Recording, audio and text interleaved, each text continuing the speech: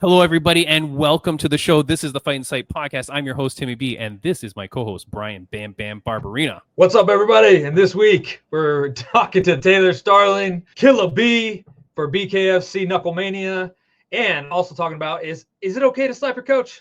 I don't know. We'll find out. Hit it! Hit it! Dang it! Ah! Ladies and gentlemen, welcome to the Fight and Sight podcast.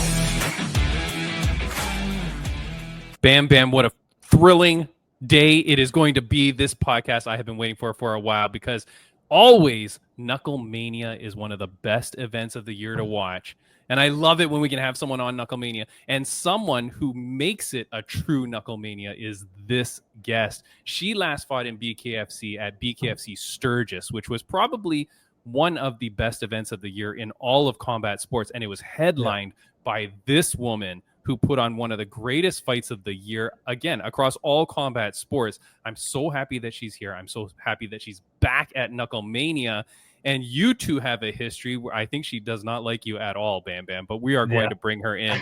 Here is Taylor Killa B Starling. What's up, guys? What's Ooh. up? Look going? at Good you. introduction. I have to pinch myself every time I get an introduction like that.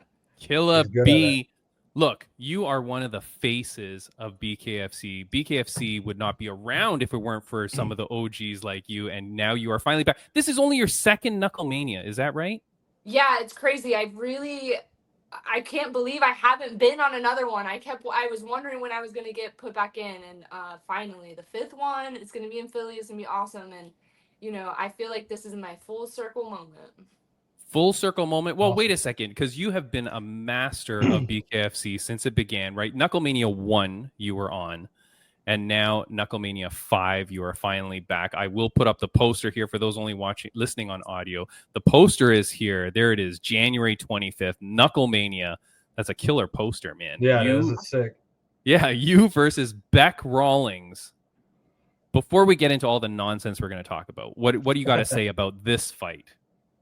Man, I'm excited. Beck is a legend in combat sports.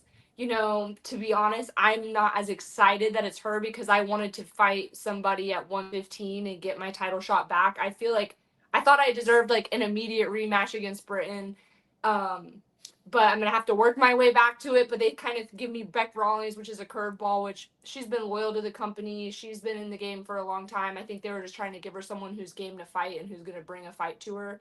But it's not really exactly what was on my list of who I wanted to fight. But I got to take it as I can, and all respect to Beck, but she's in my way of my title shot again, whether it's a heavier weight or not. Like, I just see her as a roadblock to getting my title shot back. What weight is this fight at? It's going to be at 122. Well, it's 121 plus 1. Okay. They wanted to go, I think they wanted to be 125. Beck was kind of pushing back on the weight, but I've been training my body to go to 115 now, and I just think, I'm like, you know what? I've been here too, and I've been loyal to the company, so we need to meet somewhere in the middle, and Beck doesn't really like to cut weight, so she's going to have to cut weight just a little bit, but she's got to cut weight. How do you feel being able to have those extra pounds? Oh, man, it's awesome, because I'm I have this baggy outfit. I'm jacked right now, and I'm just feel so strong and so good, and I've been telling people my kidneys and shit don't hurt, so it's nice to not have to be cutting so extreme and just be comfortable. I feel like this is my sweet spot. 125, there's just a lot of bigger girls, and then 115, I'm having to kill myself to get to 115. So yeah. So that's the thing though, because it is that weird spot where there's the two different weight classes, and if you find yourself right in the middle, but you've been doing really well, you look incredible. I'm telling you, Sturgis, that event, absolutely bonkers. Your walkout was crazy cool. I mean, the whole event was incredible. My whole life growing up, I used to watch wrestling, and I remember was it WCW used to have an event, I think in Sturgis, because it was surrounded by all the motorcycles and all that. And as a kid, I was like, that's the coolest thing ever. And now as an adult to watch, how did that feel? Knuckle. I mean, bare knuckle at Sturgis. No? Yeah, Sturgis was one of those things. I didn't even know what it was And then once I heard about it, it was like I couldn't stop seeing it everywhere or hearing about it. And to be there, it was crazy. Like you drive on this straight road in the middle of nowhere, South Dakota, like nothing for miles and miles and miles. And then you get there and it's like Mad Max. And there's just like every walk of life everywhere. All the girls with their tops off, but it's like the ones you don't want to see with their tops off, like walking around. And it's just like, it's complete chaos. People had like giant like cesspool, like swimming pools of like pond water, and they're all like in it. Just it was crazy. And then like when I went to walk out, I think there was 16,000 people in attendance. And when I went to walk out, it was awesome. Like the weather was perfect. There was thousands and thousands of people like on top of each other, like holding each other up on top of the buildings, on top of the bars, trucks. Like it was crazy, and everyone there was so nice, and they definitely loved the bare knuckles. So my goal is to definitely get this title shot back, and I want to do it at Sturgis again. I think that would be the way to do it. Yeah, it's Awesome. crazy. I mean, think about it too, right? I know I don't want to talk too much about the past fight because we got this one coming up, but I just have to say, it honestly, Taylor, it was one of the best things I'd ever seen. And how crazy is it that it was like bare knuckle in Sturgis with all those bikers and stuff like that? All the fighters on the card are these big burly dudes that look like Bam Bam. and then the main event is these two blondies, right? Like two little blonde tiny girl girls, females. yeah. And you just put on get after probably it. and the best fight of the night. You know what I mean? Like it was absolutely insane. So I mean, it's just such a credit to you. You're at Knucklemania now. You've got Beck Rawlings. You want the title after this. Is there anybody else on your hit list though? Like there has to be some people that you just don't like the look of and you want to beat up. I don't. Let me choose my words carefully because this got me into a bunch of shit last time. But there's definitely a couple of the 115ers that I don't really care for, but they're not even worth my time. And I mean that in the most like respectful way. Like my level's up here and they're on this end. Like for instance, there's Crystal Van Wyck, there's Sarah Shell, and like I don't mean this in a disrespectful way, but like these girls are just like Garbage. they're kind of thinking that they're better than they are.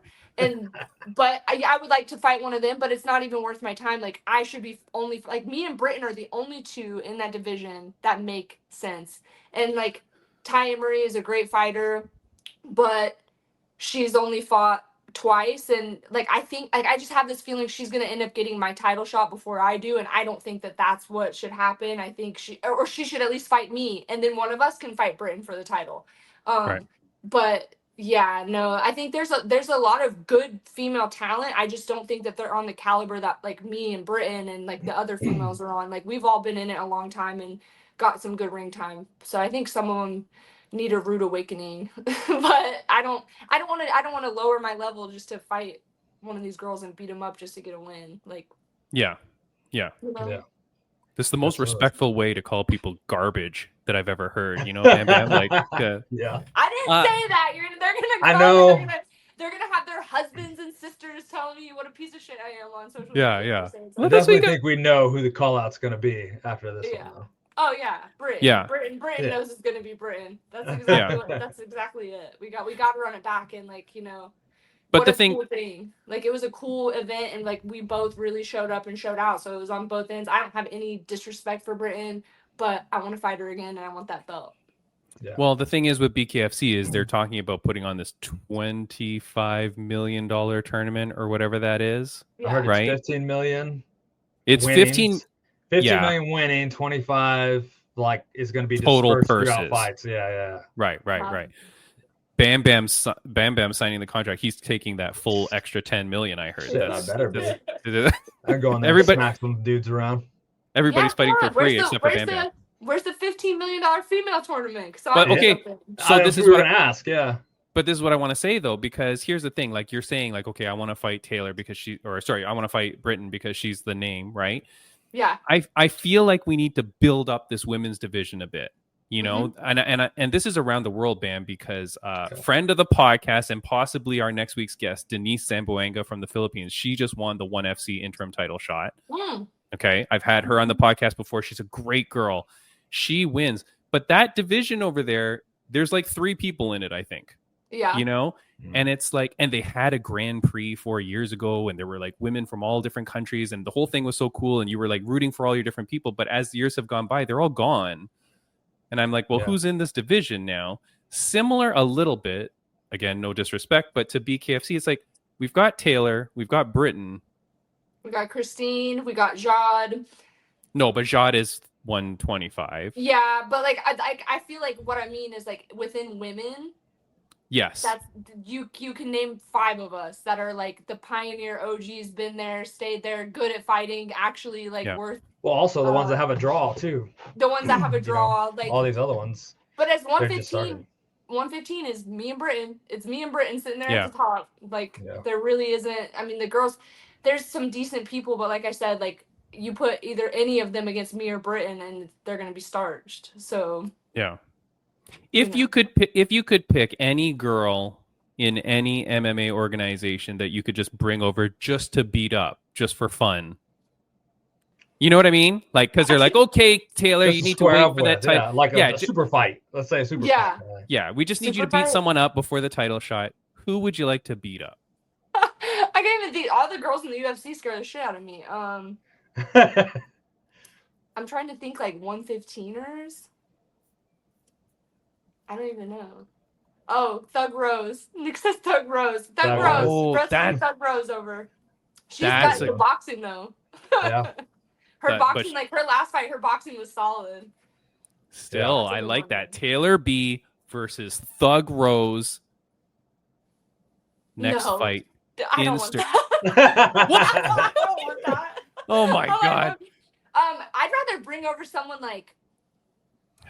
What about from boxing? I want to beat up an influencer. Like, give me an influencer. Oh, okay. Well, BKFC does this. They like to. I don't know any of those. I don't know any influencers. Like, give me like the Elle Brook. We just spoke to one. We've already said like Elle Brook before. Give me the Elle Brook. Give me who the hell? Women, Timmy. Women. Yeah, women. Oh. Elle Brook's a good one. I'm trying to think all the tiny ones that like. That have never boxed before. Yeah. They just open up Pokemon cards. Elle Brook is good. Elle Brook is good. She beat Paige. Let me call out Kim Kardashian. There you go. Kim Kardashian. What's Kim Kardashian doing? Yeah, I want the Kardashian money. I want someone who's I'm gonna get paid for. Yeah, actually, that's not bad. You know, if you find some sort of influencer girl that wants to come in and do it. But I mean, god dang, is there a female girl that would want to do bare knuckle as their first fight? You got to be crazy. Yeah, most of them don't. That's what I think we all are a little unhinged in this women's division. Fair knuckle. Well, that said, you're not totally crazy, or at least one person must find you not crazy because you managed to sucker this guy in. Oh, look at that. My bearded man. Taylor, he's sitting here in the corner looking at me like, oh no. Congratulations to you though. You're an engaged woman. Yeah. Congrats. When is the wedding? When is this happening? We're getting married in Vegas in March, and then we're gonna have a big party in Jersey like a couple days after we go get married in Vegas. Nice, awesome. Nice. Congratulations. We're doing Elvis wedding, so we're very excited. Sweet. Yeah. Very cool. Congrats. Thank you. Very cool. Now, you've been on this podcast before. That's why you and I are best friends. But for people listening or watching now, they're like, well, why is Taylor so nice to Bam Bam? She has no clue who this dude is. But you know him, and the story is that you guys used to train together, correct? Yeah. Bam knew me when I was a little dorky nobody. Like, just trying getting ready for fights, just like she is now. Yep, trying to pave the way, find my way somewhere, somehow. And, So you sure did. Bam Bam was super, super nice to me. I can't say that, like, always throughout training that everybody's always the nicest or cool, but Bam Bam was really cool to me. And always when I remember there's times I was sparring Bam and I'm tiny, like way tinier than I even am now, and Bam would just like punch the shit out of me. So come on. He's someone who made me realize, like, okay, there's like good people, and then there's like the UFC level, and like it was different. Like when he would hit me, I was like, oh, okay, like it's just different, you know. And he wasn't like beating me up. It was just like, damn, there's levels to this shit. Like, yeah, that is crazy though, because and then when you would hit Bam Bam, I'm sure it's like you're hitting a brick wall, right? Whereas versus when you hit other people. Yeah, unfazed. Yeah, it's crazy. Now there's something that has nothing to do with like lack of power. She sure would put it on me, that's for sure. Combos. Oh, yeah. That's how she's got to beat you, Bam. She's not going to outpower you, so she's got to like, right? Killa B. That's it. Now, Taylor, there's something I'd like to start as a tradition on this podcast. I'd like all my guests to say their worst memories of Bam Bam. I don't So- know a worst memory. When did we start that? We was just right now. What's the worst thing about Bam Bam, Taylor? Is it, There's nothing the worst thing about Bam Bam, but I have a good story. It's not the worst. It's funny though. It's just like something I always remember was like one time he was down. He was here for camp, like training, and his tire like went flat or blew out or something. So I had like there was no one that could take him to get his tire fixed, and we were and so he's like, "Can you take me to go drop my car off to get the tire fixed?" And I did, and Old Town Road was playing by Lil Nas X in my car, Love that song. and he was just like singing at the top of his lungs, baby. and I'm just like driving Bam to like come get his tire. He was just singing. He's like, "I love this song," and like it was. I just remember that, and like it was like such a core memory. There you go. I got Bam quite Bam. a singing voice. I mean, if you got it, flaunt it. So you got to do, man. Taylor, so here's the thing. We just found out that Bellator, they just announced it today. I don't know if you saw the news. I've been kind of predicting, or I think everybody's been predicting this forever. That Bellator was going to fold, right? That it's just they're just not doing anything with it. Do you have anybody at your gym that's been talking about that? Have you had anybody that's like talking about the drama going on there? No, but my fiance, one of his best friends is Corey Anderson, and he was supposed to fight Nimkov. He was supposed to fight Nimkov, and Nimkov pulled out. Yeah, ducked. If it walks, he's been getting ducked. It walks like a duck, it's ducking. Yeah. So we were really like not pumped, but we were wanting him to fight Nimkov again because they need the trilogy, but Nimkov is a pussy, so that's what happened. Yeah. But now it's like now for us as friends, like we're like, what's gonna happen for Corey? Like Bellator's folding, and now it's PFL. Like, how is this gonna work out for him? And he's someone who has not, I don't want to say a limited amount of time, but like he's got just a couple more fights left in him, I think, and like we want him to go out on top. And what does this mean for him? Someone like that can't be shelved and be sitting and waiting. Like, he's the champ. What is that? That's really disheartening, I actually just seen, like right before we got on, was on Instagram, seen him post that his wife like come in and said, "Hey, Bellator is no longer a thing," and that's how he found out. Was his wife seen it, mentioned it to him, and he's like, "What are we gonna do now?" And it's like, man, that's him, like crazy. And like you said, yeah, he's a champ. He's a high level fighter. I'm not sure how old he is, but I know he is, towards the other side, like not skill wise. Obviously, his skill's still there, but time in fighting is a limited thing. So yeah, it's not going to be forever. And obviously, he wants to take advantage of this time that he has to still put on good fights. So hopefully he can get with an organization quick. I don't know what's the deal with PFL. It's a shame. He said he hasn't really, from what I've heard, he hasn't talked to him. Actually, I just talked to Timmy B because I know Corey pretty good, and so I messaged him and was like, "Hey man, you want to come on the podcast?" So just been talking to him too, but it's a shame, all of it, and this guy ducking him constantly, and now the dude booked another fight instead. Pretty whack. Yeah, it's really messed up, and Corey's such a good guy, so it sucks. It's really hard, but dude, I don't know. I have no idea. I don't know. And then how like PFL like went from doing these $1 million tournaments to now it's 500,000. I'd be like, yeah, 500,000. You guys should have started with that, and then exactly. You guys should have bumped it up later on. Well, it's bad. I mean, it's bad news, but okay. First thing off, tell Corey Anderson to get on this podcast, because especially now with this newer news, right? Like, we can talk to him about something else. They did say, I don't even know where the news came from. Did the news just come from Ariel Helwani? Like, did they release an official thing? I saw something too, not from Ariel Helwani, so. But everyone just picks it up from the last guy. You know what I mean? Yeah, and I feel like what they've been saying is everything we've been talking about, Bam, the last few weeks, which is like the Bellator branding just slowly went away. Yeah. And they kind of like tried to sneak in the bushes, like.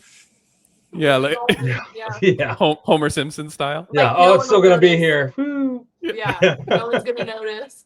But then someone said like that they're gonna have champions because like right now they don't have champions, right? They have their season winners, but they don't have like belted champions. But they're saying now that like they're gonna have champions. So I don't know. Maybe Corey Anderson is just gonna get a PFL belt in the mail and he'll be their light heavyweight champion, right? Because wouldn't you let this guy be the champion if he's holding the belt Move to a over to title that you're PFL, essentially for sure. like changing Or it at with? least give him a fight to fight for it. Yeah, send a me title paycheck. fight. Like, send me one fat ass paycheck, and I'm Yeah. like, it was fun. I'm out. That's what I See you later. Yeah. Oh God. Well, I wish him the best, man, and I wish all the Bellator people the best because I mean it's just a crazy deal, you know. Not really. Yeah. Now, Taylor, we don't want to keep you too long. Obviously, like you're just a week and a little bit out. Yeah. So everything feeling good. I mean, you're looking good. You say that you're super shredded and jacked under this hoodie. Feeling good. Gonna kick ass. No Yes. question, right? No questions asked. That's 100%. I have changed a lot of stuff. Like, I mean, I had a conditioning coach that I didn't get to work with the entire time before I fought Jenny Savage. And then finally when I fought Britain, I got him the whole camp. But then when I fought Britain, I had added a boxing coach that I didn't get to work with the whole time until like right at the very end with Britain. But in the short time, I felt like he made my performance with Britain what it was. And now this time I had full conditioning coach, full boxing coach, full time at Modern Warrior. So I've had all the tools and have worked really, really hard for this. And, I think Becca is going to be really surprised. I mean, if Britain can beat her, like I already know that if I fought Taylor that fought in Sturgis, I would knock that Taylor out. So it's like, Nice. It's crazy how much I've just like have developed and grown and all of the different things I'm learning and how much better I've gotten. Like I can move, like everyone knows me as just standing there and brawling. And like now I can brawl if I want to, but I can also brawl and be in and out and behind your back before you even notice it. So I'm really excited for everybody to see like what I've worked on and it all come together because I'm not just a brawler now. It's gonna be awesome. I think she's gonna be shocked. I can't wait. I'm so excited for it. How's the walkout? Like, how I wanted to ask this. Is it all planned? Like how far in Yeah. advance do you plan this? Like the outfit, the whole spiel, like because it's a real production. Yeah, it's so fun. Like I always like think of like, okay, this is where I'm fighting. This is who's gonna be there. This is what the crowd's gonna be like. This is what I gotta do. I am pulling up with so much Eagles gear in Philly, and I have like my weigh-in is like all Eagles themed. It's gonna be sick. It's gonna really appease the people. And then my Smart. walkout, like I don't know. Usually I walk out to some rap, but like I walked out to Metallica and Sturgis because I was like, oh yeah, like That's we the gotta crowd. do Metallica. And then this time in Philly, like it's a song that'll get people hyped, but it's not rap. It's just like, but I know people are gonna be like, like this is good. So yeah, I got it planned out. Nice. Awesome. That's awesome. And of course, like aside from the physical preparation, of course, one of the big things with any fighter is the mental preparation. And so, of course, now being the newly fiancéed Killa B, mentally you have to be like just at a whole new level. No, I would assume. Yeah. It's crazy when you have a chaotic life, or like I've had a pretty chaotic life, and now I have someone who balances me out and who supports me and treats me really good. I'm just so happy and so content in life that like it's like wow, like all these pieces come together, and like I don't have any mental blocks or issues because everything around me is so good. It's I can't even find a reason to feel like that. And like I have a sports psychologist, and I didn't really talk to her the whole camp, and I talked to her today, and I'm talking to her and I'm like, I wish I had more to talk to you about, but I don't. Like I feel so good. And she's given me a lot of tools to use too, but I really was like, you know what? Like I know that we're on the phone, but like I just feel good. That's it. Like I feel great. I'm confident. I'm ready. So yeah, life's good, and it transitions everything else into being good. So good energy. That's awesome. I really appreciate it. Taylor, thank you so much for always Great. being such a cool friend of the podcast too. Like the first time we had you on, you're absolutely incredible. And then this time as well, like so happy to talk with you and so soon out from your fight too. So like I appreciate this so much. Oh yeah. I can't wait to watch this thing. You're the only person who called me for a podcast. So let's go. Wait, is I'm that like, why you you're know, saying you I, said I yes? I don't care if 100 people called you.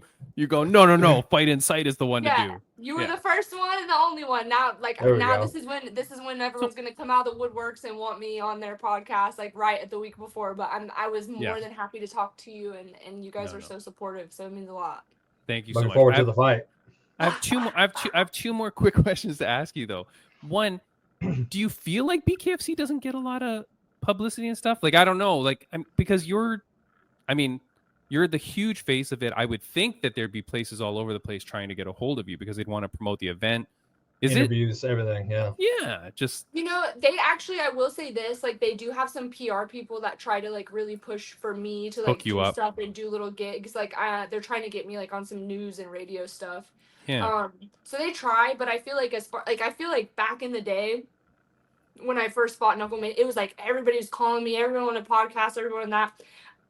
I feel like it's kind of calmed down, which is fine by me because I'm like, some of these people are insane, but yeah, like they do their best to like get their own stuff out a certain way. But as far as like, I just don't get as many random messages and inbox DMs for podcasts and stuff like that, which is, like I said, fine by me. Yeah. Well, hey, look, I appreciate it, man. And I appreciate that you even pay attention at all to even answer the message. So thank you so much. But last question I want to ask you, and I think I asked you this last time, but of course I've got to ask it again. It's a question that my mom used to ask me almost every day of my life growing up. So I want to ask it to you again on a scale of 1 to 10. Taylor, Killer B, Starling, how happy are you? I am 500,000 million, 50% happy. I'm the happiest girl. If I'm so happy I could die. It's like, it's insane and it's genuine and it's real and it's the best. Like it's the best feeling that like every day I'm so blessed to like if something inconveniences me, it's like water off a duck's back. So nice. And then there's people listening to the podcast. There's people.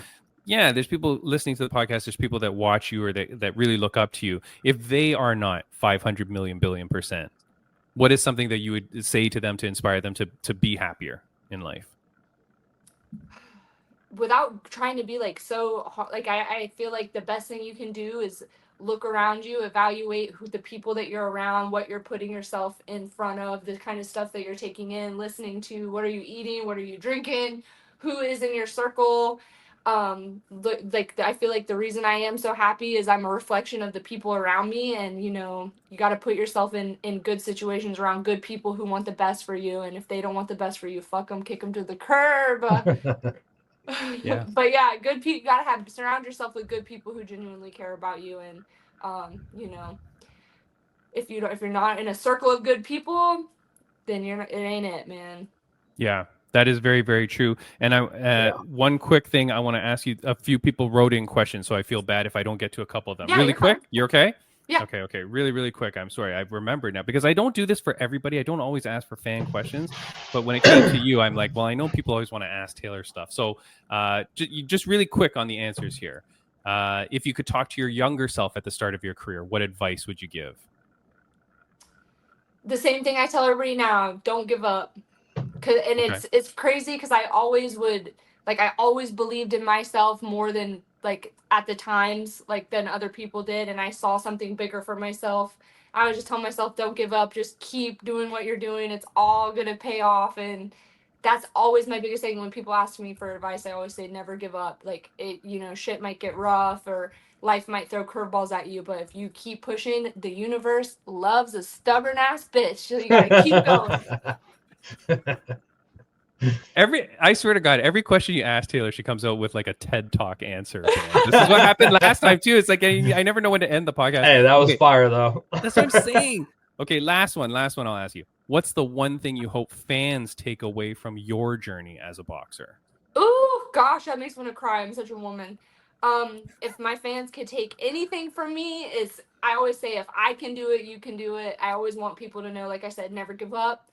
If I can do it, you can do it. I got 2 kids. I have their baby daddy drama that I have to deal with their dad. I have to get to and from school, early mornings, late nights, teaching class at the gym. I'm always trying to pay my bills, do everything right by everybody, and work hard. So I always say, if there's a will, there's a way. And if I can do it, you can do it, and you can do it 10 times better. So You know, I just want people to know that, like, if I can do all the things that I'm doing, which I'm a maniac and I'm insane and I love my schedule, but if I can do it, you can do it, whatever it is. Doesn't have to be fighting, but if I can do anything, these people can do anything. So I just want people to know, like, it don't matter if you're a mom, if you're overweight, if you're whatever, you can get shit done. If you want it, you can go get it. You just got to work hard and be nice to people, and you can have whatever you want. Yeah. See, there's another TED Talk, man. There you go. I told you, like every Great. time. Great though. Great answer. You know. There's one thing that one person cannot do, and that is Thug Rose cannot come and beat you in your backyard. Killa B I would be scared as hell of her. I'm not gonna Stop it! I gotta edit that part out. Killa B, thank you so much for joining the podcast. I really, really appreciate it. I can't wait to talk to you another time. But until then, enjoy this fight, enjoy the win, enjoy the moment, enjoy the experience, enjoy Knucklemania. Enjoy getting married. Yeah. Enjoy Vegas, enjoy the New Jersey, all those things that are there coming to you. Like, I can't wait and so excited for you. And make sure you tell Corey Anderson to get in the Fight and Sight podcast. It was great talking with you. Text him. Yep, great talking with you. Congratulations. Bye, man. Bye, guys. I really appreciate it. Bam Bam, that is your old good Killa friend, B. your training partner that you Old used to training partner, beat yeah. up. That you used to beat up. How dare you? It wasn't. No, I didn't beat up anybody. You don't recall beating her up? No. That's because I you probably mean- beat up. That's because you probably beat up so many people. It's like just a common Oh thing. yeah, I forgot. You know? Yeah. It's like, another one. You know, it is funny though, because when I started training, I forget if I told you this, but when I started training, I didn't know that my coach was a UFC fighter because he looked so different.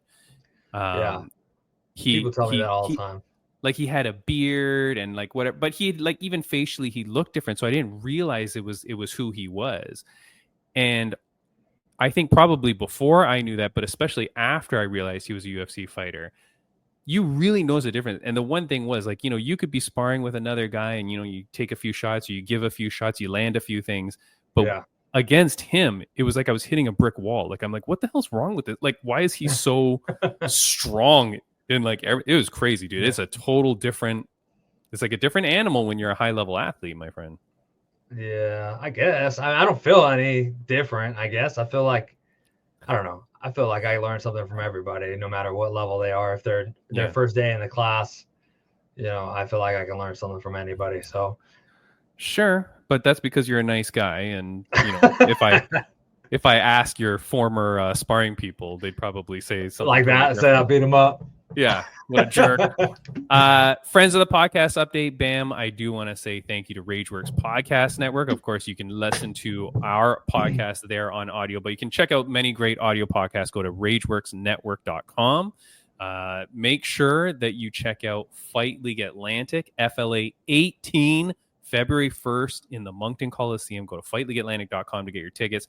Bam, last week we had Mr. Mean Devin Turner on the podcast. Yes, sir.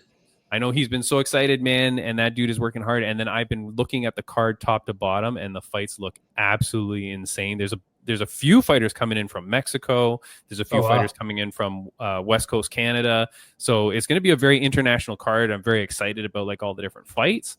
And go check it out. FightLeagueAtlantic.com. I will be there. I don't know what I'm doing for sure, but I will be there for sure. I will definitely, probably, maybe host the weigh-ins.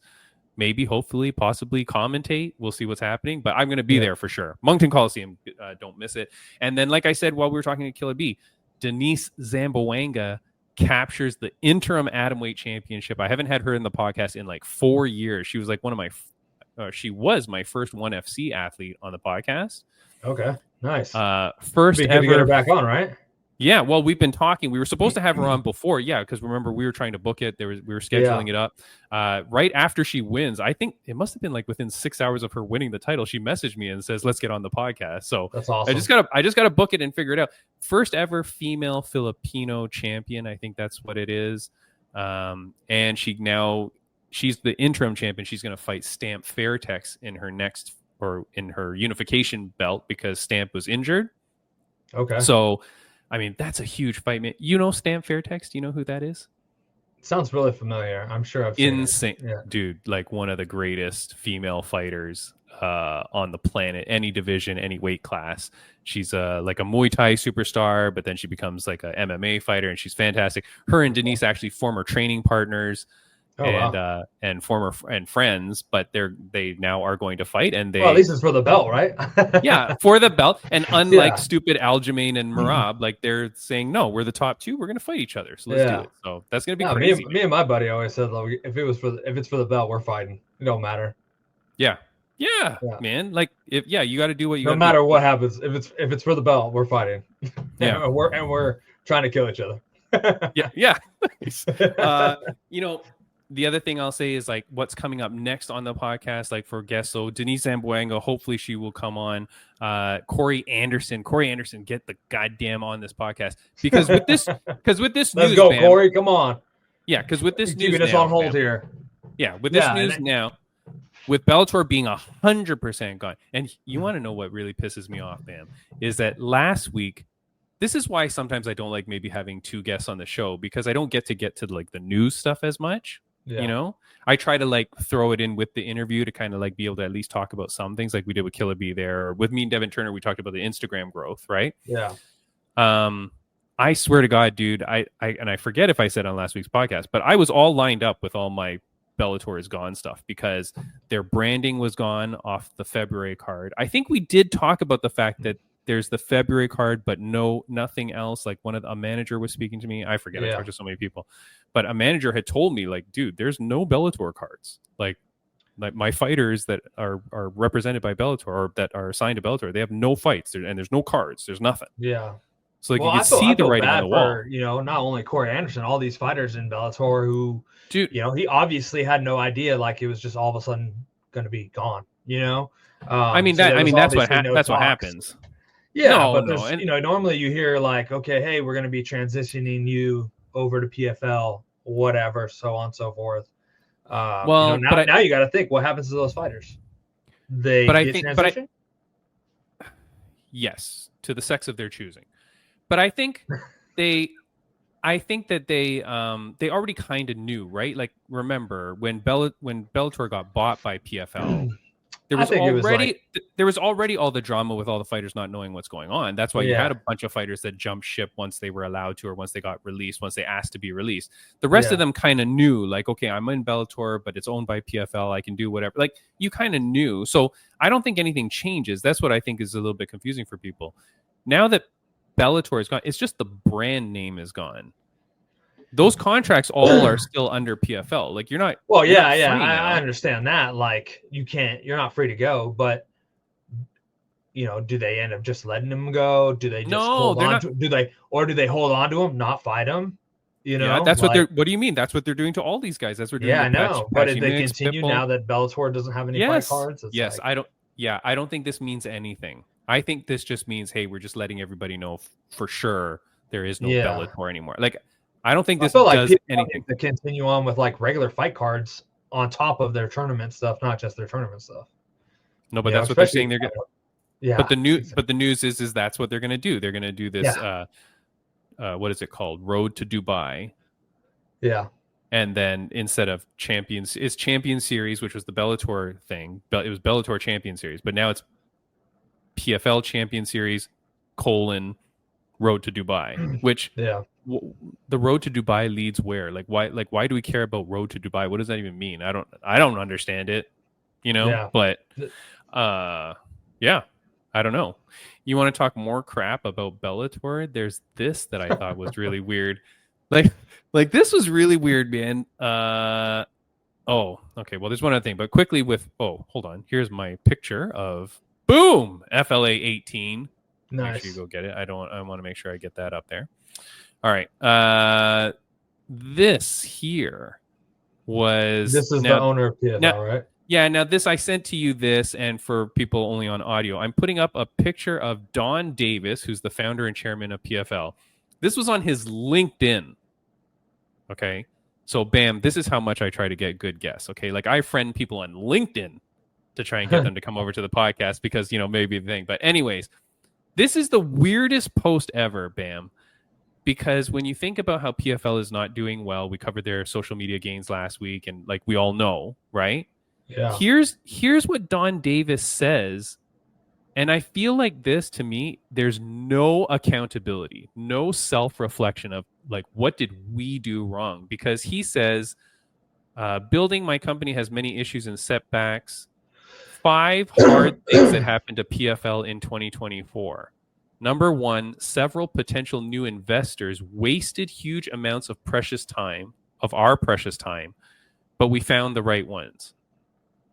So he's saying he wasted time with potential investors. That's what you freaking do, isn't it? Yeah, I mean, you got to test it, right? I mean, yeah, you're like not going to that's know what off the happens. bat if it's going to, you hope it's going to be good, you know? That's the, I don't mean, know. that, I mean, like, I have I like, wasted time. Of course, I waste time all the time. I message. I don't know. What's my ratio? Probably like 20-1. I'll probably message like maybe 20 fighters and get one on. really? You know?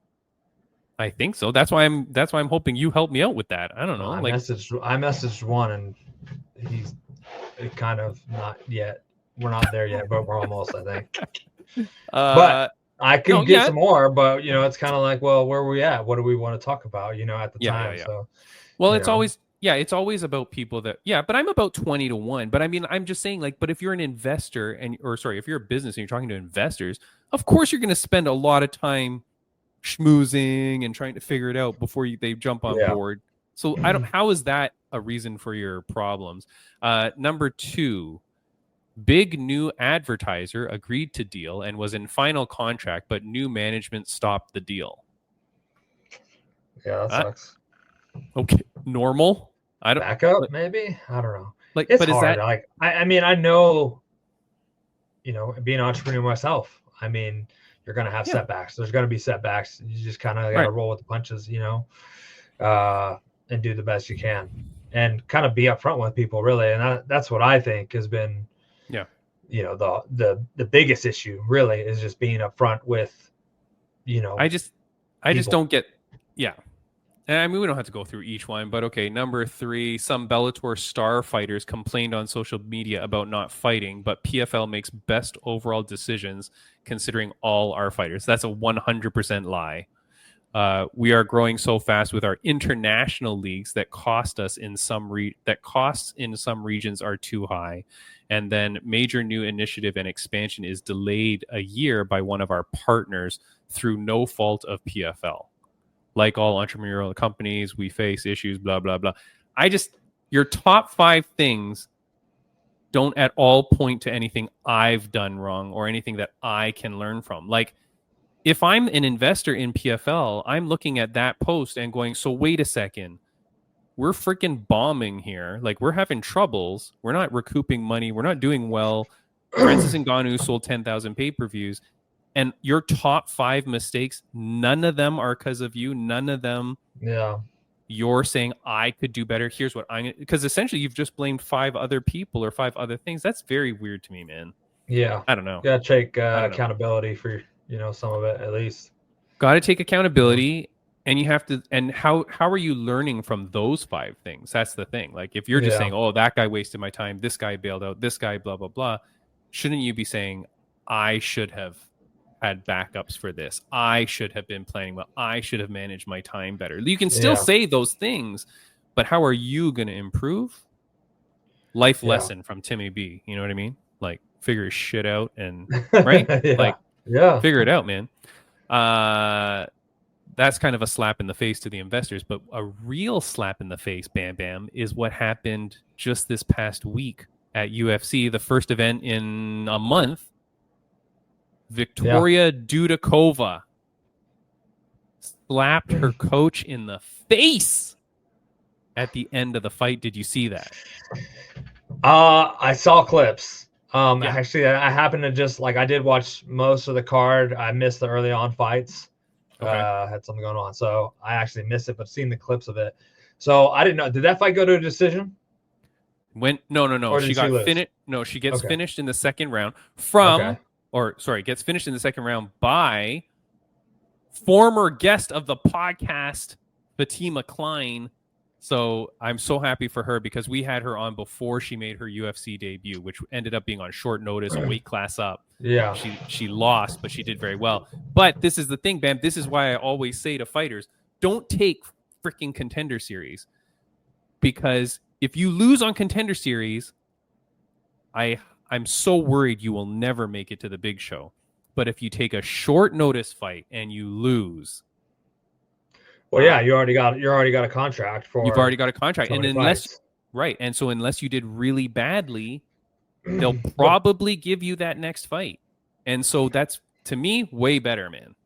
Yeah, I just think what's hard about that is, the likelihood of getting the short notice with all these other fighters that are right there on the short notice call. So it's really on like which manager or fighter is out there really pushing more, getting to them faster, knowing some. And usually it happens to where like the fighter that fell out, their management team has the guy, has the guy to fill in. That happens a lot because they're the first ones to know, that like, hey, this guy, our guy's got to go out. We have this guy to fill in, and whether he's, ready to get on the Contender Series or, it's like, okay. But I have noticed that they are taking a lot of people off from the Contender Series and get them these short notice fights if they're ready. So that's one thing I will say about the Contender Series is, if you go out there, you put on a good fight, you still don't get the contract. I feel like some of these guys are getting called to take on these short notice fights. Yeah. Well, it's so funny you say that because obviously another friend of the podcast, someone that I've had on, is the manager or the owner of Sucker Punch Entertainment, one of the biggest management companies in all of combat sports, Brian Butler. He just posted a story today where he was doing a video call with a guy saying, you've got your UFC shot this weekend at UFC 311. So like, that's like where you're right. If you have the right manager, they're going to be connected and be able to get you that thing. But again, that's all part of your building your brand. Bam. That's why. And we didn't talk about it with me and Devin Turner, but if he's watching now, dude, get on your Instagram, start promoting. And for all the amateur fighters, right? You got to build your presence, build everything up, and then make those right connections, because that's how you're going to get these opportunities. Yeah. And for Devin, like what we talked about with him is like, if you got video of you, and you going with the crowd and everything like that, definitely get those videos out there, man. Let people see it. And, there'll be haters, there'll be lovers, but you got to get it out there. That's good publicity right there. Yeah, for sure. So anyways, okay, so this Dudakova girl, I just want to cover this story before we let it go. The Dudakova, she loses in the second round, gets TKO'd, stoppage. As it gets to, it's because it's on Fight Pass, I think. Okay. We kind of get like a lot of images where like there's no commentary. I don't know, maybe in the States they're in a commercial break, but for me watching on Fight Pass, you're just kind of seeing the camera kind of like look around, Yeah. And so what happens is, what happens is you see Dudakova, and her one cornerman is kind of touching her up, right? Like taking the blood off and whatever. The other coach comes and she looks at him and she's angry and pat. Slaps him in the face. You kind of see it from behind, but definitely it seems like it's a slap. It's the backside too, like of the guy. So I wonder if he like walks up and says something, and then she's just already pissed. Right. So here's the thing: the internet, as they are with stupid people, they start going off, going, "Dudakova slaps coach. Dudakova slaps coach." And I'm like, well, is it her coach? Like, is it just a cornerman? Is it a teammate? Is it her friend? Is it her lover? Like, who is this? Because I don't think we know. And they just say coach. Yeah. So right away, I'm like, whoa. We need to know more of the story. Yeah, because then they're like, oh, she should get let go from her team or whatever. I'm like, well, first of all, you don't know that it's her coach. Yeah. Okay. Yeah. Secondly, and this is the question for you, veteran of the UFC, Bam Bam. In that moment, during the UFC fight, aren't you the boss? Like, you're paying your coach to be there, to be your cornerman or to be your coach. Aren't you kind of the boss in that situation? Yeah, absolutely. But I mean, you're definitely taking like advice from them, and hoping like you brought them along. Like, yes, you're paying them, but you're also like, with that, it's like, you want the best advice possible to put you in a position to be victorious or whatever. Obviously, things happen and things go wrong. But yeah, it's. But you're the boss. In the end, you're the boss. right? Yeah, So you're the boss. So am I crazy to think that like the power dynamic in that moment, it's not coach and student there though, right? Like, I mean, yes, I think it still falls under that, but also at the same time, it's like, like you said, we don't know. They're just saying coach and student. We don't know if that's yeah. whatever. It could have been her boyfriend, could have been a training partner, whatever. And maybe they came up and said the wrong thing. And in a moment like that, you just been finished, or whatever. Sometimes it's hard to control your emotions. And have you ever slapped your coach? No. Have you ever? I've never slapped a training partner, a coach, anybody. I'm not big on slapping. It's a huge disrespectful thing to me. Slapping somebody is like, maybe, I guess, if I really wanted to disrespect somebody, I'd slap them. But in that case, I'd probably just punch them. So, but for me, like if someone slapped me, it's a huge disrespectful thing to me. Like, yeah, I mean, not only that, but in public, blah blah blah. Yeah, right? That's another thing too. Okay, so your I don't boy think Timmy, it's okay to slap your coach. I don't care. Or training part. Okay, so this is what I'm saying. Don't slap your coach. Don't slap your training partner. Don't slap anybody in your corner in that moment. You shouldn't be slapping. Obviously. Well, yeah, I would assume not. They shouldn't be because you brought them there for a reason. And that reason, you trusted them. You believed in them that they were going to guide you in the right direction. You believed they were there for the best of you. But at the same time, maybe they weren't. Maybe you thought you weren't, but they helped you through camp. Whatever it is, you brought them in the end. So there's a bit of onus on you, is what you're saying. Yeah. So your boy Timmy B goes and does his investigation. Okay, because nobody else is going to figure this crap out. Get him. Yeah. All right. So what do we find out? I'm going to show you 4 different photos. The first 2 photos are still images from their walkout at that fight, because I was like, let me see if I can see anything between these two where they are not happy with one another. Okay. Detective Timmy. So the answer is no. They look fine together. He's smiling. They hug. No problem between these two people, for sure. Yeah. Then there's a photo in the bottom left I'm going to show you. I think they're dating.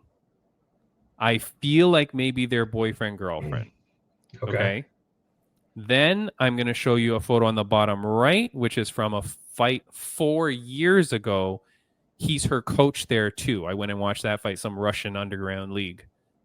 So this guy, A, has been in her life a long time, at least 4 years, has been in her corner a while, definitely showed positive vibes during this fight. And then it does seem like they might be dating. Okay. So there's the photos, right? Yeah. Then I try That's to figure. the dude, for sure. That's the like I'm like the corner in the corner pictures, like her hugging him and stuff. That's the dude that walks up and she slaps. Yeah. What are you saying? Is the guy in the top left the same as the guy bottom left? No, I know he is, but I'm saying like out of the 3 corners she had. Yeah. Because her 2 corner men are both wearing black jackets. Got it.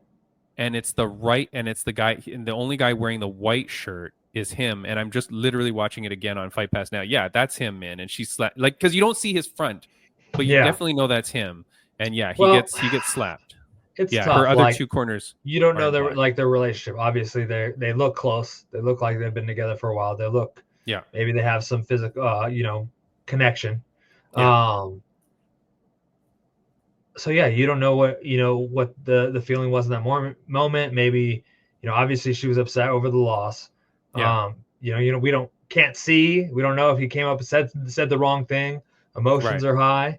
Yeah. The fact being that they are, like I said, I don't think it's good to slap anybody at any time, but it happens, and there's reasons for it or whatever. Emotions run high, and because I think they're so intimate, if they seem to be. From the looks of it, intimate, and even if he is her coach, that I think it brings up different circumstances for sure. But it's like you can't be like, oh, kick her out of the gym. She slapped the coach. It's like, so Wait, so you're saying that because you saw those were the comments, right?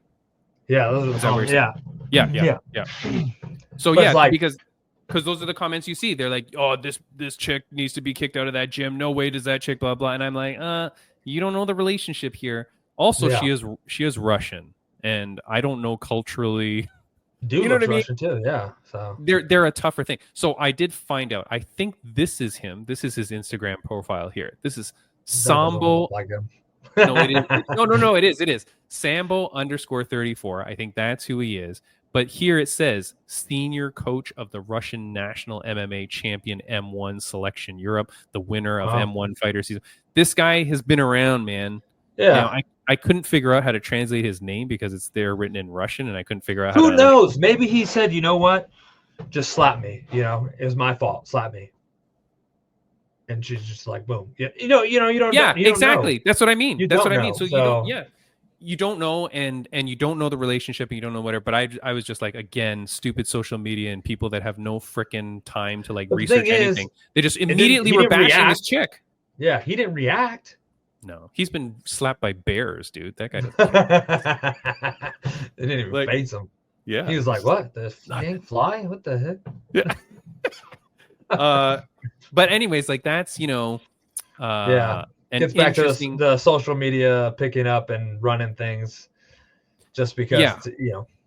And And then I feel bad too, though, because the story goes off, right? And the way we live in today's world, that news cycle is going to go.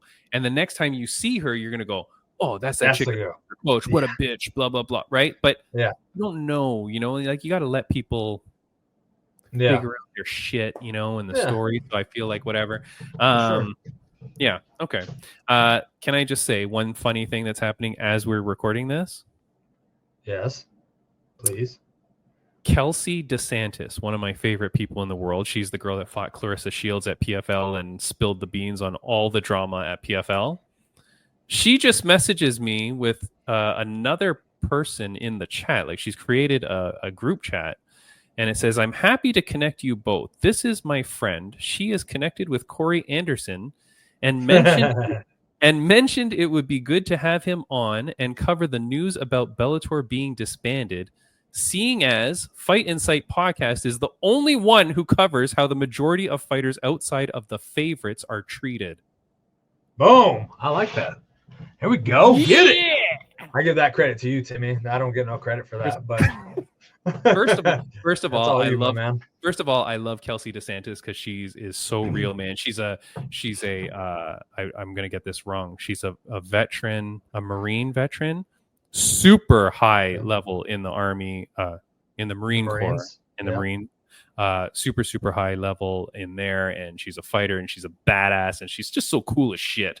And I'm so glad that we became friends. But if this connection works out, then maybe next week we got Corey Anderson. So I will follow up on this. Gosh, not coming through. I'm failing you, Timmy. That's fine. You're gonna need to get the next Everybody person. Here's slack. someone that might be coming on the podcast soon. UFC 311 is this week. Ricky Tercios. I've had him on the podcast before. If he wins his fight, he's coming on the podcast. We talk all the time. He's coming on the podcast if he wins his fight. So when he bet, wins, bet on Ricky Tercios. He's coming on for sure. Okay. Yeah, man. Like lots of good stuff to talk about. Bam. Lots of good drama going on, man. Like crazy stuff. But yeah, sadly, it's at the expense of the fighters and stuff. Well, hopefully not, though, right? Like, I mean, look, the other way to look at it, Corey Anderson, is that you're the champion of Bellator. You obviously now become the lineal champion of PFL, or at the very least, will be fighting in the first title, or will be fighting in the very first title fight, right? Yeah. And if PFL now gets their shit together and says, okay, shit, this is what we're going to do, maybe this opens up the doors for everybody. Maybe this now gets things going. Like, figure stuff out, get the divisions in order, figure out your rankings, figure out whatever, and give these people fights. That's all we need, right? Yeah.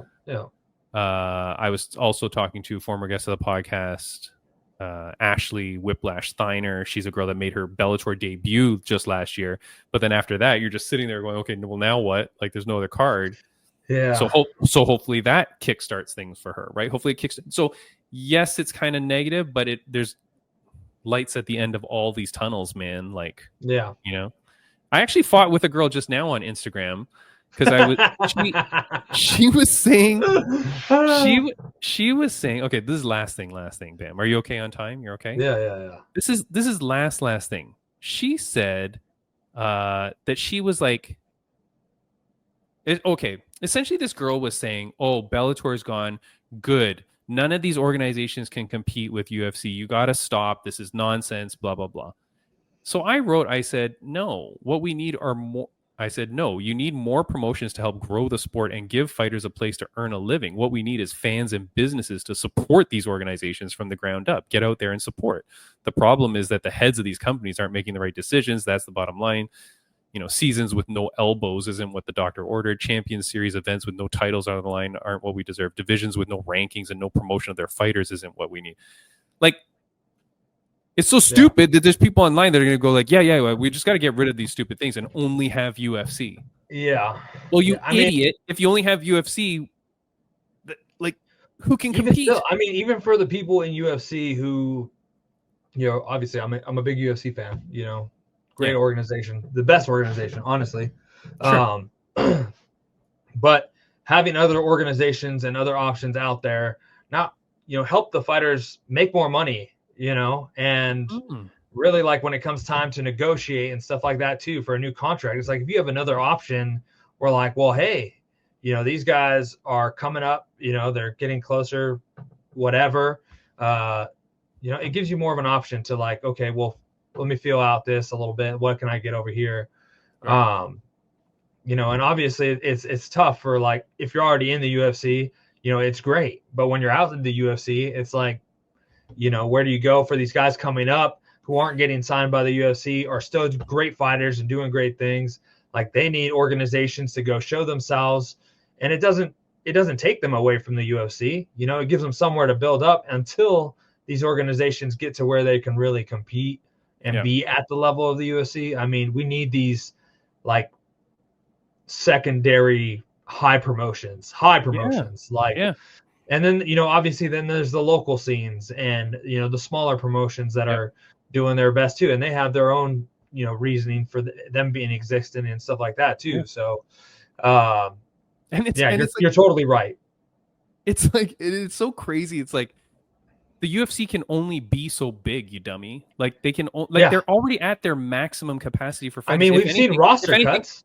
That's right. You've seen division cuts. Yeah. Like, they can't, right? They can't support flyweight. Flyweight's going to be gone anytime you flip a coin. I'm sure Dana White every day. I'm sure Dana White wakes up every day, flips a coin, and goes, "Will the flyweight division continue?" Oh, yeah, okay, right. Like, it's so close to being gone, man, because they're looking for people to bring in to keep it interesting. Not the same guys fighting over and over and over again.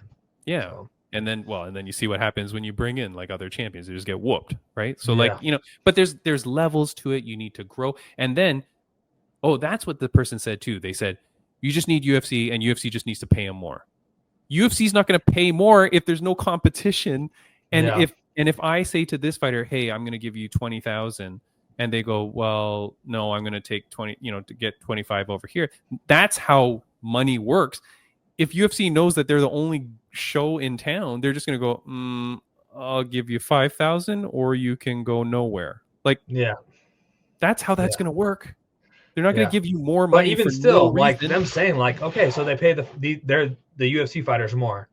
Okay, what about all the fighters who are coming up? What about all the fighters who aren't signed by the UFC? Yes, exactly. You know, like, where are they going to go?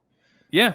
Like, if they don't, and then think about the quality of UFC in 20 years down the line, when fighters are like, so I have to be the top 1%, or I go work at Walmart. Like, why would you then strive for it? Like, I feel like the quality would get worse, because at some point people go like, I'm not going to shoot for that crazy goal and have no other option. I did.